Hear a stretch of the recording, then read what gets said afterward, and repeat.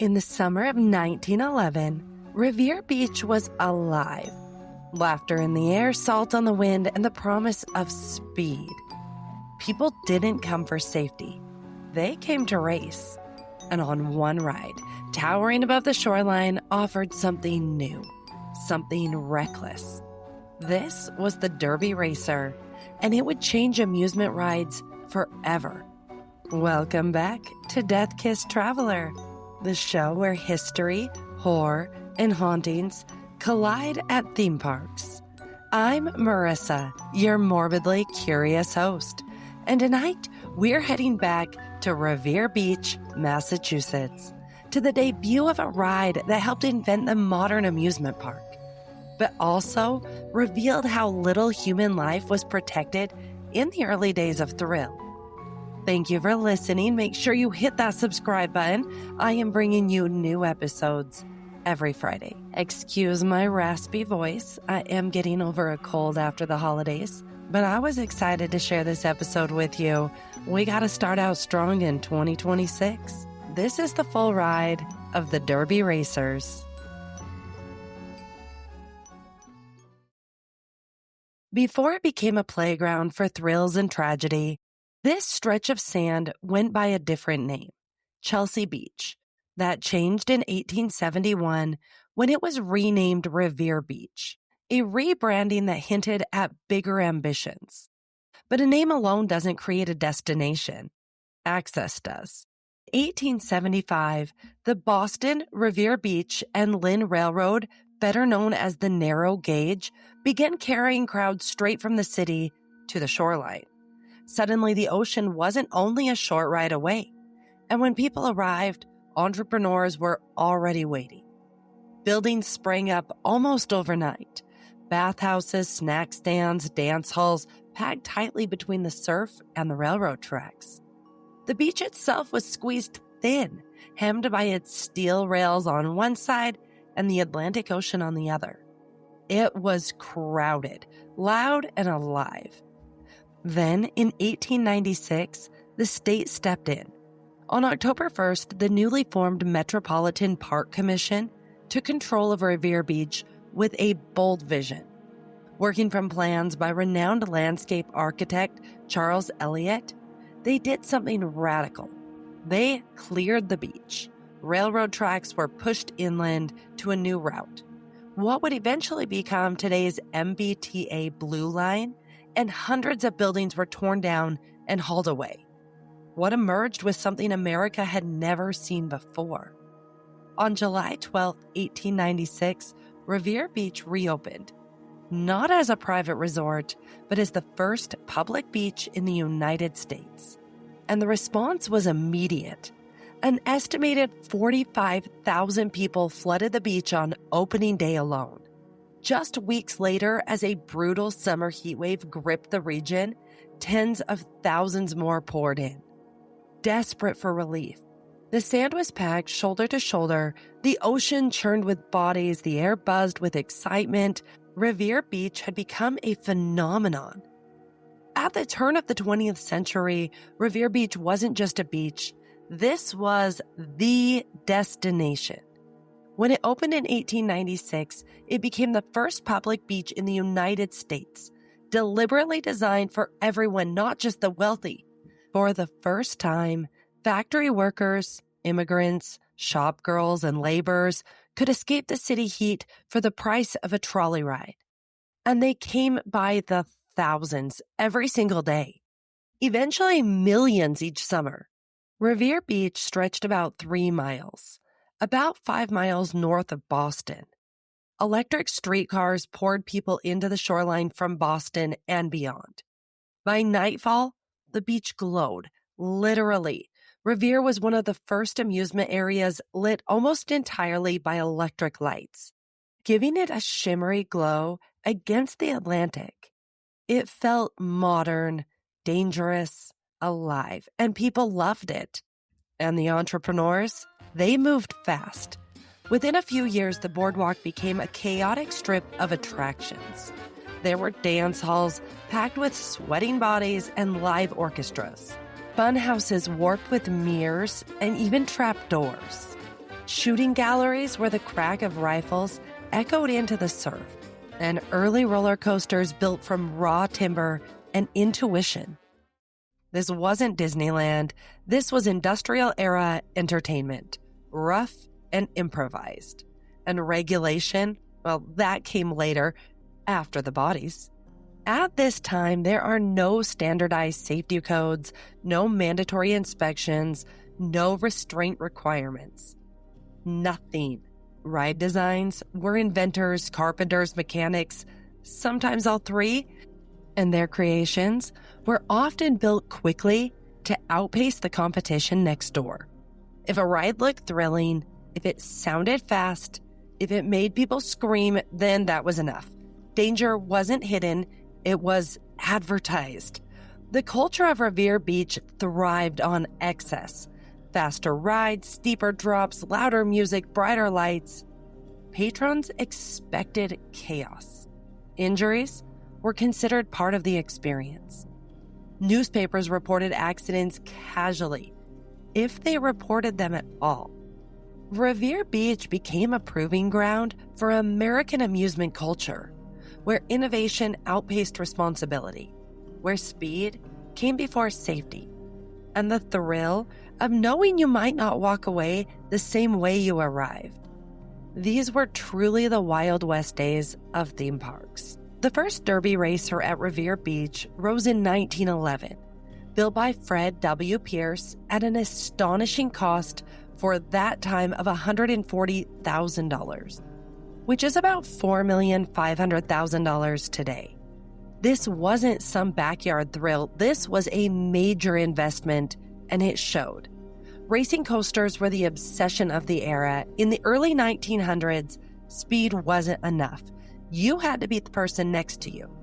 In fact, more than a quarter of all racing roller coasters ever built came out of the 1900s and the 1910s.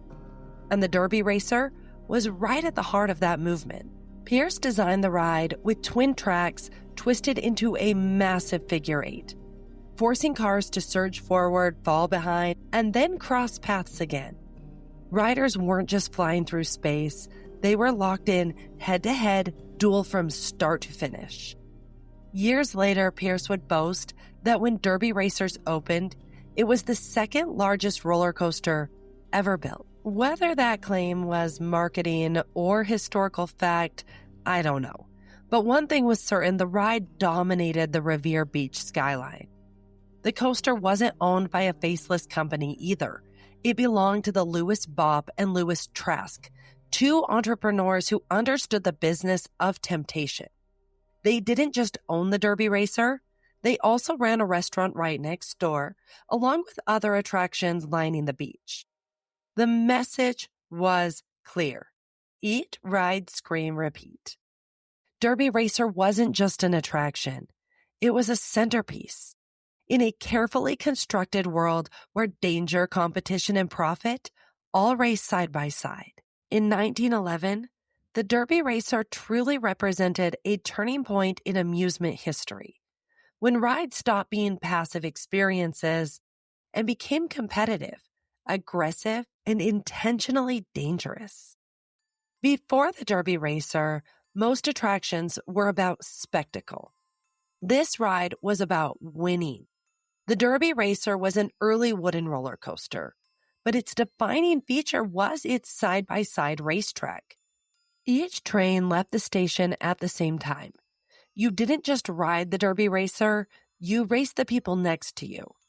So some key design features we need to talk about is that it was a parallel wooden track that was built extremely close together.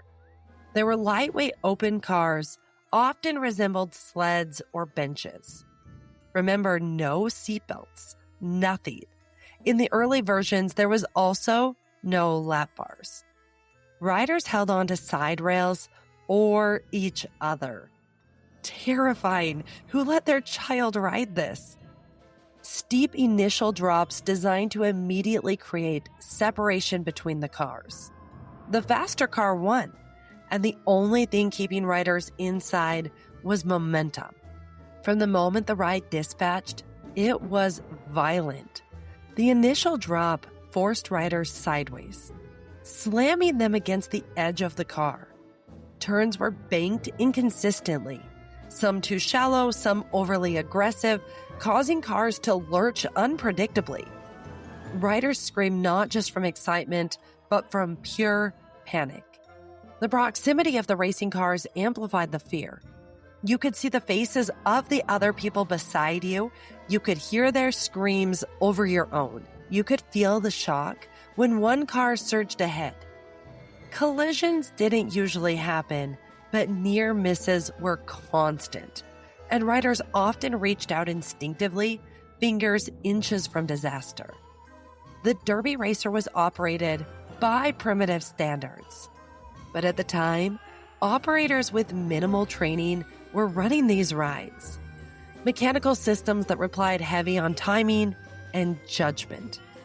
Wooden tracks expanded in heat, metal wheels wore down quickly, daily inspections were informal if they happened at all. And injuries were common. Typical injuries reported at the Derby Racer were broken arms and wrists, dislocated shoulders, head injuries from riders being thrown sideways, riders ejected during sharp turns. Newspapers often referred to these as mishaps or accidents, barely assigning blame. The danger was part of the draw. The Derby Racer tapped into something primal. Competition, bragging rights, the thrill of survival. Riders didn't leave talking about how smooth it was. They left talking about how close they came to falling out.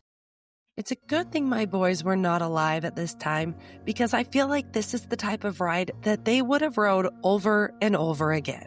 Back then, winning your race meant something, losing meant humiliation, and sometimes bruises. Man, my kids really would have loved this ride. This ride reflected early 20th century America. Industrial, fast-moving, obsessed with progress, and willing to sacrifice safety for excitement. And of course, this ride didn't come without major accidents or casualties. There are a couple of casualties that grabbed headlines, but didn't stop the ride from running. Shortly after the coaster opened in 1911, the Derby Racer earned a grim reputation almost instantly. On June 8, 1911, a 24-year-old man named Oscar F. Young was violently thrown from the car during the ride and suffered life-threatening injuries. While reports at the time described his injuries as critical rather than immediately fatal, this accident was one of the earliest and most shocking reminders that something was dangerously wrong with the ride's design and safety, or lack thereof. After this incident, local authorities revoked the coaster's operating license until operations could install additional safety features like brakes and restraints. So even at the beginning, they didn't have brakes. But this didn't damage the reputation of the coaster. People still wanted to ride it, and the success of the Derby Racer at Revere Beach sparked copies across the country. Racing coasters appeared at Coney Island, Idora Park, and other major seaside amusement parks. Eventually, the ride design was softened. Lap bars were added, tracks were reinforced, speed was reduced. But by then, the damage and the lessons had already been written in splinters and blood. The Derby Racer helped invent the modern racing coaster, but it also helped prove a hard truth. People will risk their lives for a thrill, especially when danger is disguised as fun. Every modern restraint system, every safety regulation, every inspection checklist exists because rides like the Derby Racer hurt people first. It wasn't evil, it was just reckless. And it helped shape everything that came after. About 6 years after opening, tragedy struck again. In July of 1917, a man was thrown from his car and he landed in front of an oncoming train on the coaster. He was dragged along the track, suffering fatal injuries almost immediately. This incident was particularly gruesome and underscored the inherent danger riders faced from both the coaster's momentum and its very layout. Because if someone fell off on the side, there was often another car still moving. Not all accidents ended in death, but many ended with long-lasting injuries. And on Memorial Day, in May of 1923, a young couple was severely injured on the Derby Racer. Though specific details are not included exactly how they got hurt, it does report that they were hurt severely enough that they needed care the rest of their life. Both of them had been thrown completely from the ride. These kinds of injuries were typical in an era before standardized restraint systems. It was normal to have bruised or broken bones, deep cuts from jolts, and riders thrown sideways into hard wooden car components. Towards the end of its life, the Derby Racer didn't just have a track record for injuries. It became the center of a very real court battle that exposed how reckless early amusement rides could be. In 1929, a rider was thrown from one of the Derby Racer's cars during a sharp turn and suffered serious injuries. This wasn't the first time someone had been hurt on the coaster, but this incident sparked something larger: a civil lawsuit against the ride's operators. The injured rider, Frederick F. Brennan Jr., took the Ocean View Amusement Company, the Derby Racer's operator, to court in Massachusetts, claiming the company had been negligent in operating the ride and failed to protect riders. This case, Brennan versus Ocean View Amusement Co., eventually reached the Massachusetts Supreme Judicial Court in 1935. The lawsuit laid bare the brutal reality of racing coasters at that time. During this court case, riders sat in the cars with simple lap straps, not designed to protect them through violent motion just from falling out. The design's inherent danger meant that any serious mishap could easily turn catastrophic. But here's the twist. The court ruled against Brennan, even though he had been badly injured on a coaster that many saw as dangerously designed. The judges determined that the amusement company didn't breach a legal duty in a way that made it liable under the law at that time. Why? Because early amusement law didn't automatically hold ride owners fully accountable for every injury, especially in attractions marketed for thrill. The ruling essentially said that while coasters had to exercise reasonable care, the operator couldn't guarantee safety. And this case was significant because it highlighted how unsafe early coasters really were. It showed how the legal system struggled to deal with emerging entertainment technology. And although it didn't legally shut the ride down, it became part of the mounting pressure and public awareness around the roller coaster's safety. The Derby Racer itself would only be torn down a year later in 1936, ending its 25-year run, partly due to wear, economic pressures of the Great Depression, and a growing shift in what crowds wanted from seaside entertainment. After 25 years of speed, injuries, lawsuits, and whispered warnings, the coaster that once symbolized Revere Beach's fearless ambition was torn down. Its wooden skeleton, once the second largest roller coaster in the world, was dismantled piece by piece, as if the beach itself was trying to forget what happened there. But the story doesn't end with an empty lot. In 1937, something else rose in its place. Another coaster, another familiar name, the Derby Racer. But this was a new version, and it stood on the same ground, borrowing the legacy, but not the recklessness. The danger had been toned down. The design was more controlled, more cautious. By then, the public had changed a little. Riders still wanted thrills, but they no longer wanted to gamble with their lives. The screams were different now, less panic, more play. The second Derby Racer ran until 1948, quietly fading away as Revere Beach itself slipped into decline after World War II. No infamous deaths, no headlines, no legend, and maybe that's the most telling part. The original Derby Racer couldn't survive in a world that had learned its lesson. It belonged to a moment in time when speed mattered more than safety, when danger was sold as entertainment, and when no one asked what the cost might be. What replaced it wasn't just a new ride. It was a sign that the era of unrestrained thrill, the era of splinters, lawsuits, and blood on the boards, was finally coming to an end. This version of the ride never made headlines. It didn't generate lawsuits, and at least in the historical records I could see, it wasn't linked to any major accidents or deaths. And that silence speaks volumes. By the late 1930s, the era of reckless experimentation was fading. Ride designs were more controlled. The original Derby racer became infamous because it pushed too far, and the replacement couldn't survive because it didn't. There are a couple other notable stories that I want to tell you about Revere Beach, and some of the most wild accidents that I have ever heard of since doing this podcast. Maybe these need their own episode, but I will get into them real quick. By 1927, the crowds demanded more, faster, wilder, deadly, and that hunger gave birth to the Lightning, a steel coaster designed by Harry G. Traver, one of the most notorious names in early thrill rides. Traver's creations were called the terrifying triplets for a reason. They weren't built for fun, they were built to punish the human body. The Lightning lived up to its reputation. Sharp turns slammed riders sideways.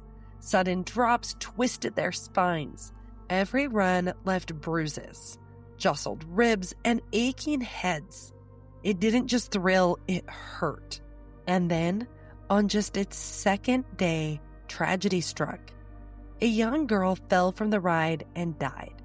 Her life snatched away by the very thrill meant to excite and entertain. But at Revere Beach, tragedy was almost invisible. The ride paused only long enough to remove her body, and in less than 20 minutes, the Lightning roared back to life. The screams turned on again and the steel tracks rattled. The crowd barely hesitated. They just moved her body away from the accident and started the ride back up like it had never happened. Her poor family. I can't even imagine what her parents were thinking at the time. It earned a nickname that echoed the grim reality, the rib tickler. And that was no exaggeration. Riders left bleeding, battered, and broken. Yet the next line of thrill seekers pressed forward, eager for the same violent rush. Pain and death were simply part of the price of excitement at Revere Beach. Not all danger at Revere Beach came from the rides. In August of 1957, the boardwalk itself became a place of horror. The sun was shining, laughter filled the midway, and the scent of fried dough and salt water hung in the air. But for 11-year-old Dorothy Rogers, that day would turn fatal in an instant. Near a shooting gallery, a teenager picked up a gun. Thinking it was unloaded, he pulled the trigger. The bullet found Dorothy instead. She was gone before the chaos could even register. The boardwalk fell silent in that moment.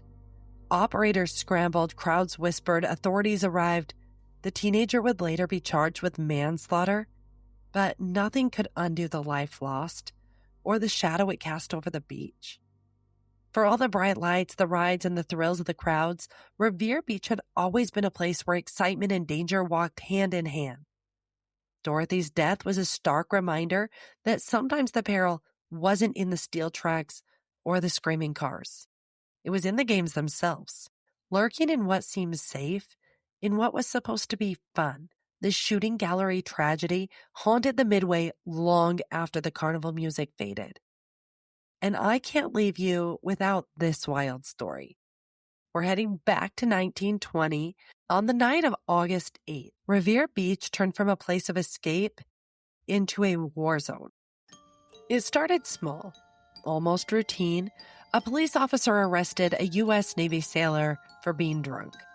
But word spread fast, and sailors who were on the weekend leave saw their fellow servicemen being hauled away.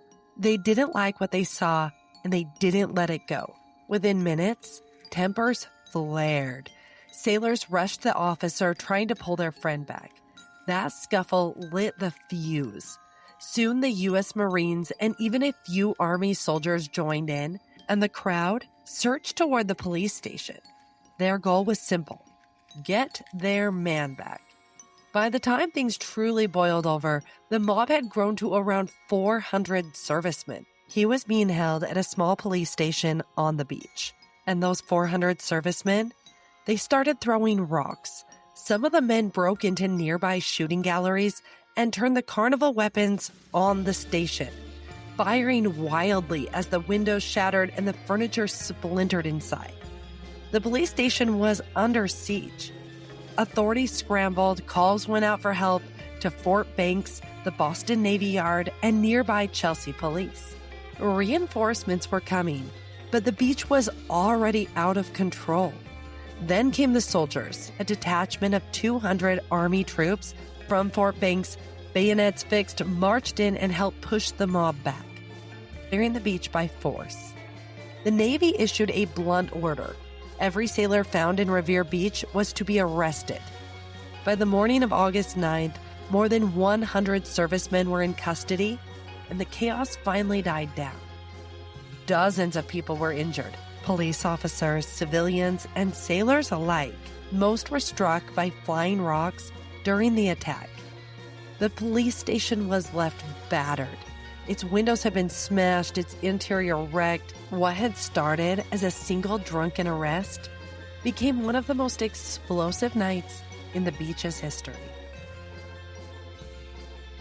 By the 1950s, something at Revere Beach began to feel off. The crowds thinned, the paint peeled. The once glittering attractions aged poorly under the salt air and neglect. What had been America's playground slowly became a shadow of itself. The dance halls fell quiet. The rides that once screamed with life groaned and rusted. Maintenance lagged, money dried up, and the beach, once packed shoulder to shoulder, started to feel tired. Then nature delivered the final blow. In February of 1978, a massive blizzard tore into the shoreline. It didn't just blanket Revere Beach, it ripped it apart. Remaining buildings were smashed. Sidewalks were torn up. The seawall, which had protected the beach for decades, was heavily damaged. When the storm cleared, the destruction felt symbolic, as if the beach's golden era had been buried under the snow and debris. For years, Revere Beach stood wounded, but as we know, history doesn't always end in ruin. Through a long and expensive effort involving the city of Revere and the Commonwealth of Massachusetts, the beach was slowly rebuilt, not as an amusement park, but as a public space once again. In May of 1992, Revere Beach reopened quieter and more reflective than before, but alive. In July of 1996, the city marked the 100th anniversary of the beach's original opening with a 3-day celebration, a nod to what had been and not what was lost.